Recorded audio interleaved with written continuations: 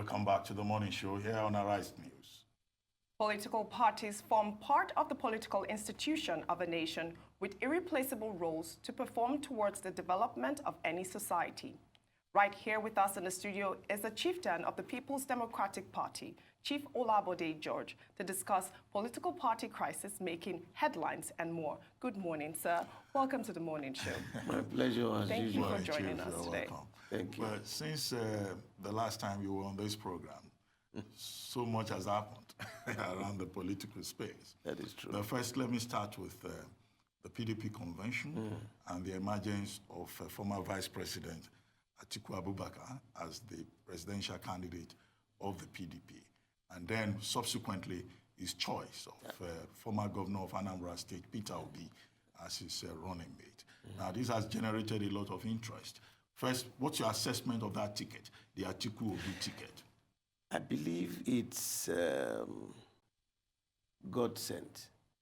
You know, a decision like that to choose who among the whole zone, one person, takes a lot of in-depth thinking and analysis. And Peter Obi had shown a remarkable knowledge of this nation. He is a detribalized human being. I have related with him on so many occasions. What can be done about population? And there's an indication that... Which is banking, he excelled himself. In his human interrelationship, he is a fantastic person, very calm, but deep. And you know, when you don't have this overbearing attitude, he can mix very easily. I remember when he first joined our party, he wanted the ticket for Anambra governorship under PDP. When there was so much hue and cry in Anambra, he quietly moved away and joined the ABGA. And he became the governor. And in the 2 terms he spent there,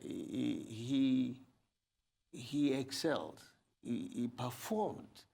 And he has friends right across this country. And, you know, with his period in the financial world, I think President Atiku You already called him president. will be, you know, after the people would have decided. Yes. It's a good choice. And I want to appeal to all our brothers from the Southeast. This is not the time for bickering. We're in opposition. And whoever God chooses, let's pull up together. It's, you know, I had contested before. I didn't end there. So they should calm down, support him, because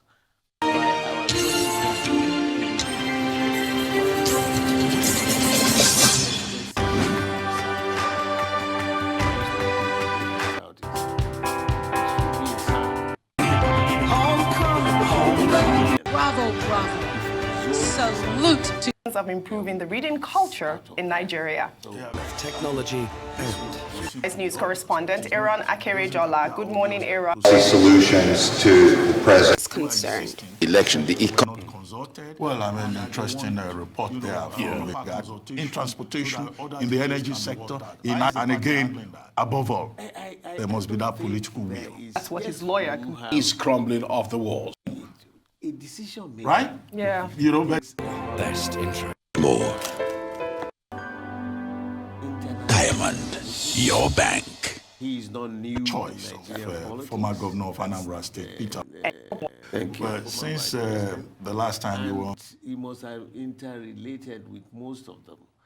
But the beauty of it is that how many people would you start bringing up, and the cacophony of voices, and the choices he is. He didn't choose a half-baked Igbo man. He has chosen one of the best, you know, in his own mind, who can work with him, because partnership. You remember when Trump decided to choose Vance? You remember what happened? He was somewhere in some mid-western state. And he decided that is the man he wants. In a pool of people sent to him, he would have read their CVs, he would have interacted with them, because you need some kind of a Our next guest is the founder of ArtX Lagos, the first Applications that we believe have look in the same direction and look at your back, and at the same time, that would he have the ability, in case something happens, to take over the leadership? So I believe people should please calm down. This country is going through some kind of uncertainties. I pray that we will, within the party, because a divided house is a defeated house. The most important thing is not who gets it. It's how do we support Okay, why do you think that there was so much bickering in the Southeast? I mean, he has such a good profile. He has a fantastic profile, like the others. But out of the pool, the man who is going to lead must be satisfied that, okay, out of this pool of people given to me, and like this, it is his choice. So why do you think that there's so much bickering in the Southeast? In life, 1 + 1 never ends up to 2 directly. Sometimes it does, sometimes it doesn't. So you must be prepared for that. If there were no cacophony of voices, I would have been surprised. But having said that, and he has explained, Obi is still an Igbo, from the Igbo extraction. He's an Igbo man, complete. So, is it in culture? Is it in his ability? Is it in education? Is it in his interaction with the people?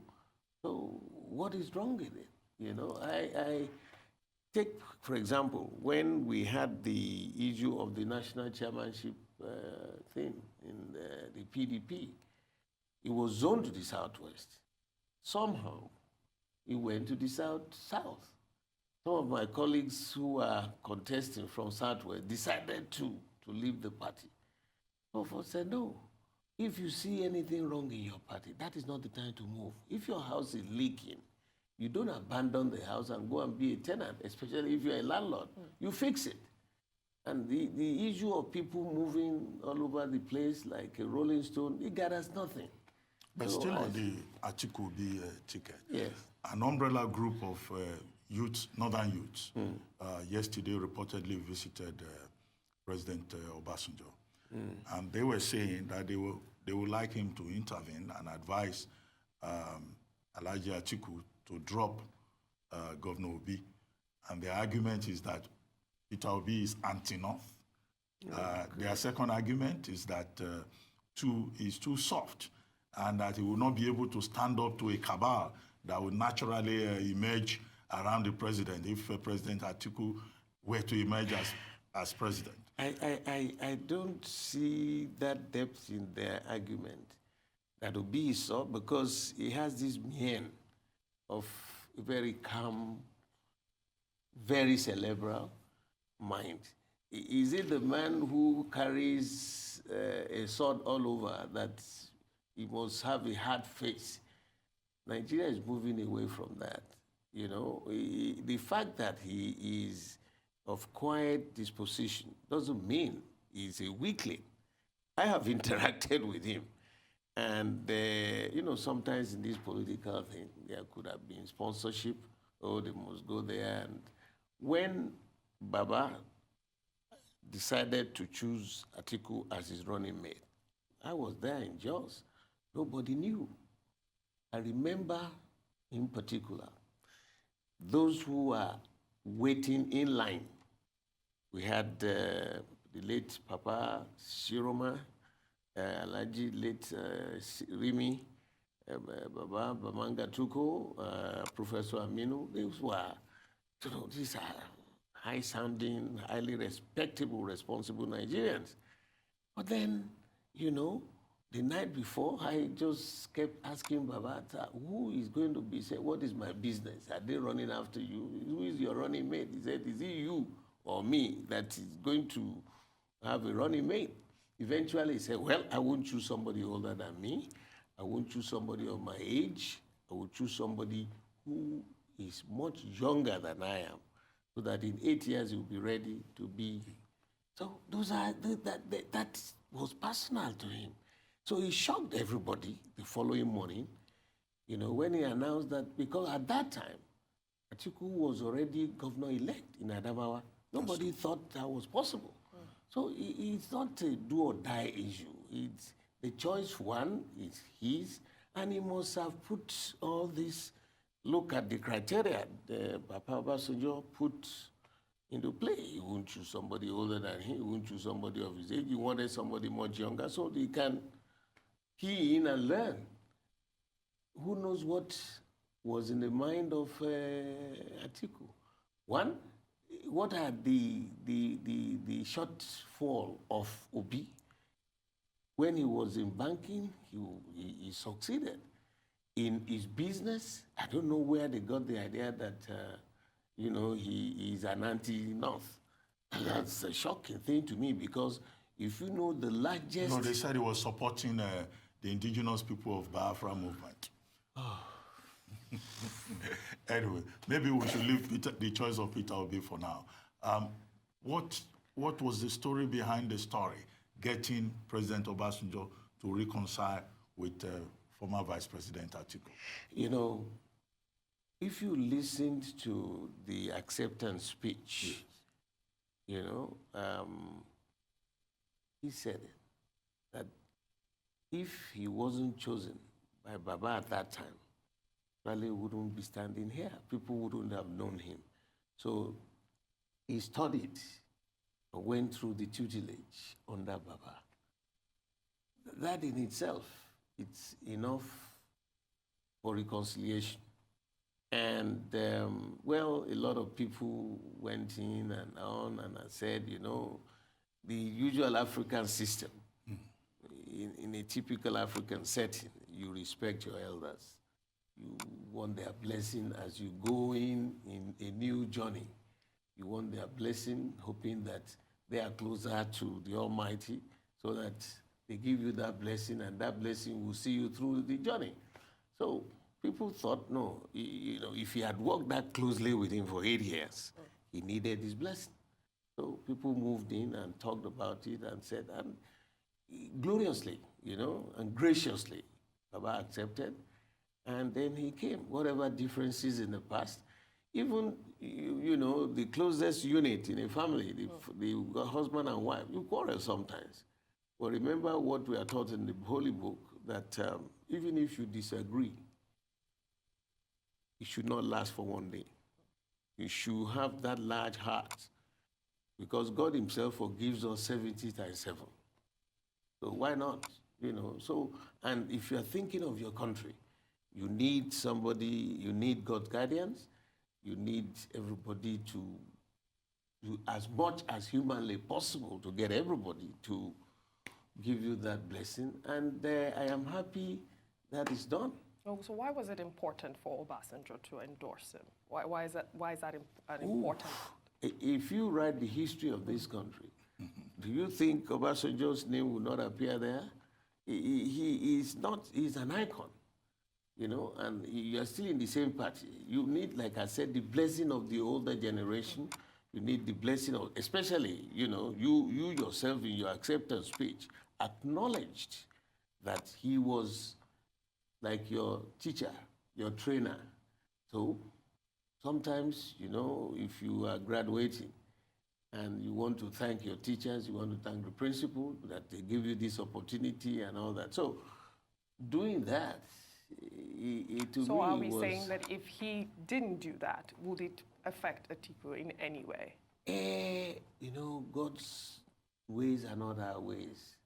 But in all things, you should be able to spread as much as humanly possible to bring everybody on board, because one vote matters in politics. You can't isolate this or isolate that and say, no, I don't care, I can go on my own. You issued a statement on the Osun election, gubernatorial election, when it was declared inconclusive. Then again, there was that second election in a few local governments.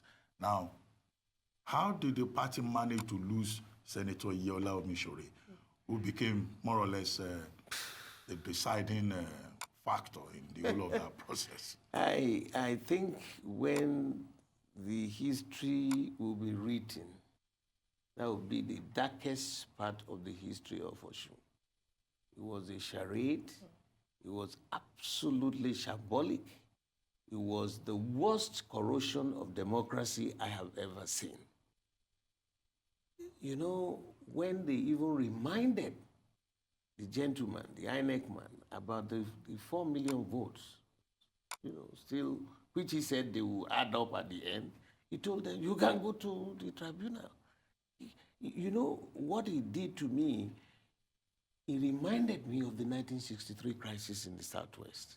You remember 1963, election, fracas and all that. Eventually, everybody thought, oh, it was Southwest issue. Eventually, that engulfed the whole nation, and we went to civil war. So, a stitch in time saves 9.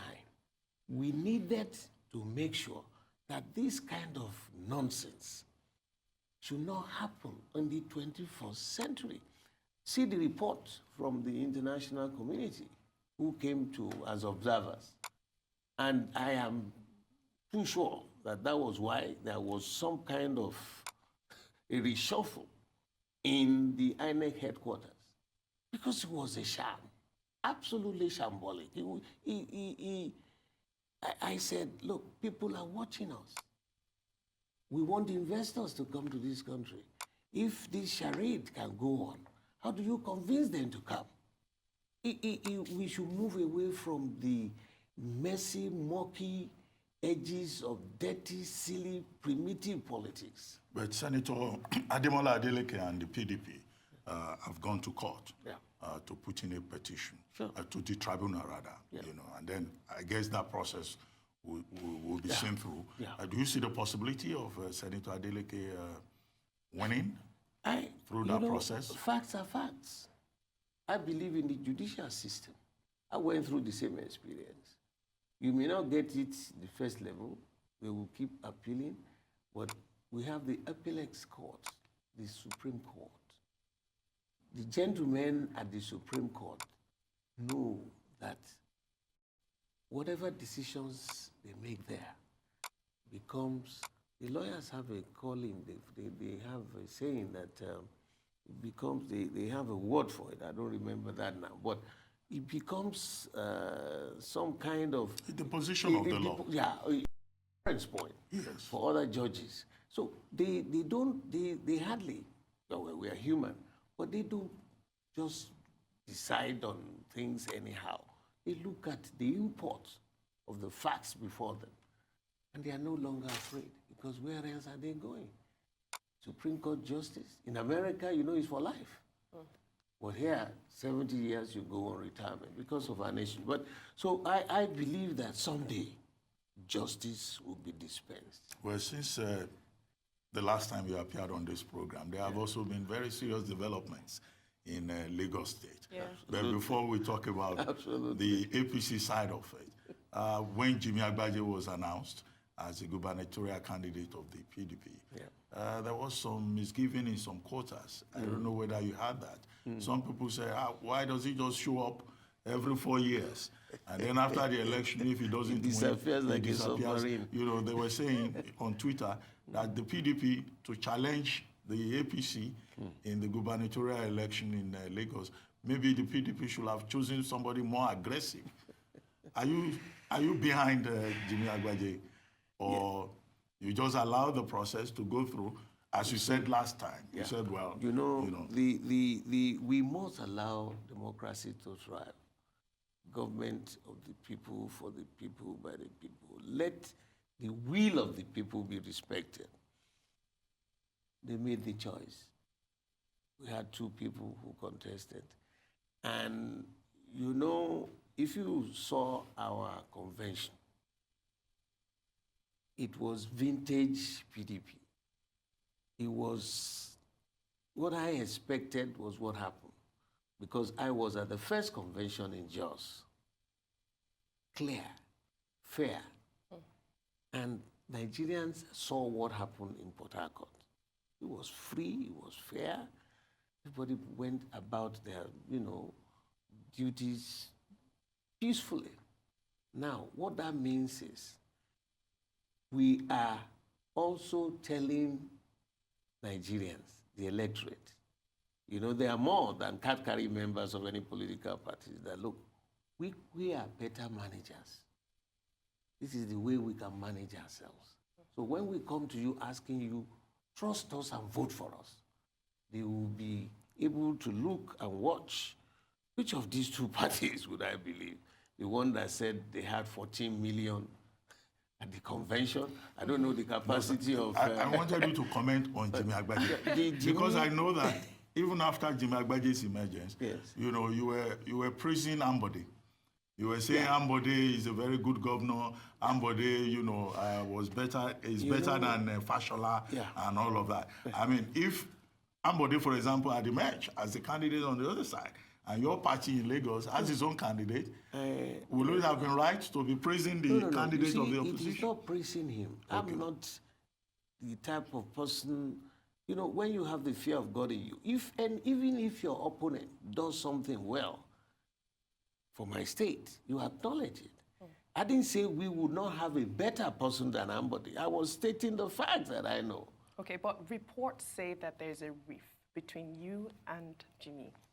There was, yes, because so what's the... What happened was when Jimmy came, my young brother took him on, and then we worked for him. And after that, the issue of the chairmanship of the party came, and he also popped up. And I looked and I said, no, this is not done in an African setting. If your older brother says this is what he wants, you support him. Not for you to say, I will compete with you. We don't have the godfatherism in my party. There is no personalized ownership of the political party like they have in APC. Well, that shocked me. If it had been somebody else, I wouldn't bother. That was his choice. But then he came back. That brought a bit of friction. Wait a minute, what is going on here? This is from my state. If we are going to have somebody from here, it should be just one person contesting for it. But these are human frailties. These are human behavior. And at the end of it, he has come with the older people intervening that, look, he was sorry. Of course, we make mistakes. I mean, haven't I made mistakes myself? So, and he said, well, I am sorry about it. It wasn't intentional, and that was it. He emerged through the process. So we are ready to support him. He didn't, when I was saying Mbode, comparing him to Fashola, was the fact that if you look at, even from Bola Tinubu's time, that's the best they have been able to offer. I thought you were harsh on Fashola, because you were saying Fashola was just planting flowers. I wasn't harsh on him. I am a Lagosian, older than him, stating the facts. Now, another example. The ports, it's a blessing to Lagosians, to the Lagos state economy. Yes, now, look at the state of the roads heading to the ports. Who is the Minister of Works? Who? Yeah, who is the Minister of Works? That's one major thing he would have said, oh, I was able to achieve for my state. Now, the whole thing is over. I'm not a young man. I had never seen the ports crippled this much. Why? Because the roads are bad. This is the largest seaport in West Africa. In fact, it is the hub for West Africa. Now, when you cannot evacuate your goods as fast as you will want, what is happening? What is the problem? Roads. It costs ₦500,000 to lift a container from the Apapa ports to Ikeja. That is more than bringing that same container from Shanghai to Lagos. So what is going on? And when I said it, I wasn't saying it was only planting flowers alone. is mien. Compare this young, I'm not a member of their party, but if you see something that is good, acknowledge it, you know? And while you are acknowledging it, you are telling them that we have better qualified people. But MBode, lost the primaries, the gubernatorial primaries So in the said. APC, so to speak. So, I mean, you say he's so good, but members of his party, his Said he's not godfather, good. they say he's not good enough. Fine, that's their choice. Now, at a point in that crisis, Yeah. there were speculations that the PDP in Lagos was discussing with MBode, and that if he lost out, that the PDP will adopt him. You mean the PDP doesn't... Did that happen? No, absolutely not. Now, are you saying, PDP, that we don't have highly competent, qualified, better managers than these people in APC? No, of course not. You know, there are so many better people who could do it. But if you see something, you say, oh, thank God, at least we have this one who has shown some semblance of better managing. There was also some talk about Femi Otedola. Yeah.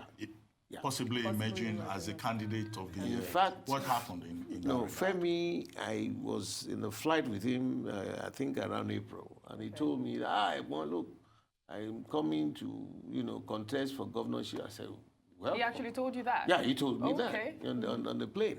And I said, Femi, you'll be welcome. But since then, when the heat was coming up, nobody had.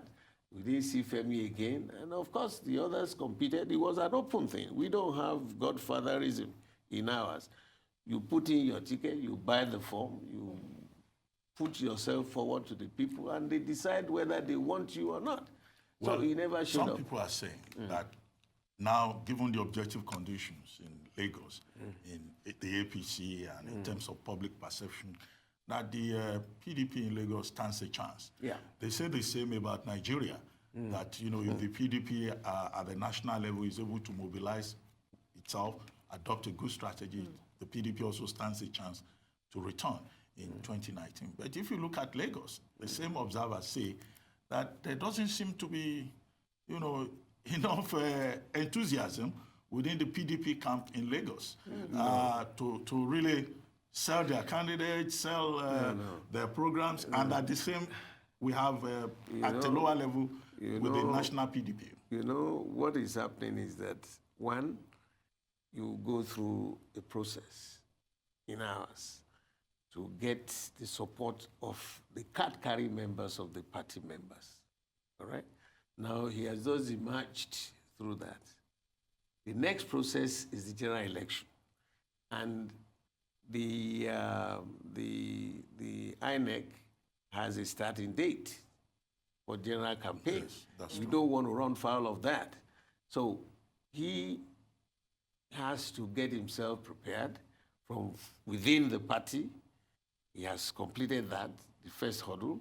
The next hurdle now is going public. And he has to widen his campaign team and to do a lot of preparations, campaign office, and the managers, Director General of ABCD, and the programs that must key into the national psyche, and then reduce it to particularize it for Lagos. So that's ongoing, and we must go back to our drawing board to make sure that we dot the I's and cross the T's, so that by the time he launches his campaign, he's full-blown. And I am saying that you will see a very robust output from the PDP. The public is waiting, they are watching, and they have experienced the long gestation of the mismanagement that has gone on, and their style of management. If that is what is called democracy, people should decide on their own. Are you sure that these are the kind of people you want? Is it Lagos for all or Lagos for one person? Is it Lagos for real or Lagos for deals? So these are issues that will come out to the public to decide who of these two would we What do you elect? think of the candidate of the APC in Lagos for the governorship election? I don't know him. I know of his family. One of his older brothers was my classmate. And, you know, I grew up, my family house is on Evans Street, Lagos Island. And I knew the Sanwo-Olu family home is on Omidodo. And, you know, if you go through Evans to Ajanoku, you end up in Omidodo. So that's all I know. I don't know this young man. And we were looking forward to a good battle. They must present their case to the people. All I am appealing for is that we as the years are rolling on, let's move away from the primitive attitude, the overbearing attitude, and the hustling, the violence that is associated. Let it be free, let it be fair, let the will of the people prevail. What we must ensure it never happens in any part of this country again. And my fear then was, I was scared, because the Wild Wild West then was the real Osun division, not Oyo. But you saw the calmness of the people. They said, now, we know this has happened, well, let's go. Let's go to the courts. So I believe that that charade will not be allowed in Lagos. The whole world is looking at Nigeria. Yes. And I want to plead, because I was in Form 5 that time, 3, when this happened. We knew what happened. You remember the Wete, the Agbekoyas, the killing, the many of people. And that's not what we want in 21st century. We don't want to repeat that. And that brings me to another point, that there is need for this nation to teach history. Yes. It is important, Yes. so that you avoid the pitfalls of the past. You know, everybody, when I saw Oshiomhole just resounding and talking about rigging being something, and I said, wait a minute, is this a movie magic? I mean, what do they call their local? Where was he in 1963? Yes. You know, no, please, let it be orderly. Let us show the world that in any known profession in the world, you'll find one Nigerian, that we are civilized people, we are good people, and we can manage ourselves. What does the Igbo man have in his head that you Nigerians we don't have? We compete with them in the class. So why can't we place that and put that into our system, so that, you know, they will see us? Look at the way Trump referred to us recently, that these Nigerians will go into their, whatever. That's not us, no. Anyway, thank you very much, Chief Bode George. We thank you for always honoring our invitation. Thank you. Yes, thank you very much, sir. Thank you, sir. pleasure It's too. quite insightful to have you pleasure. here. Thank Yeah. you. It's time now for a short break. Thank you, sir. Thank you, sir.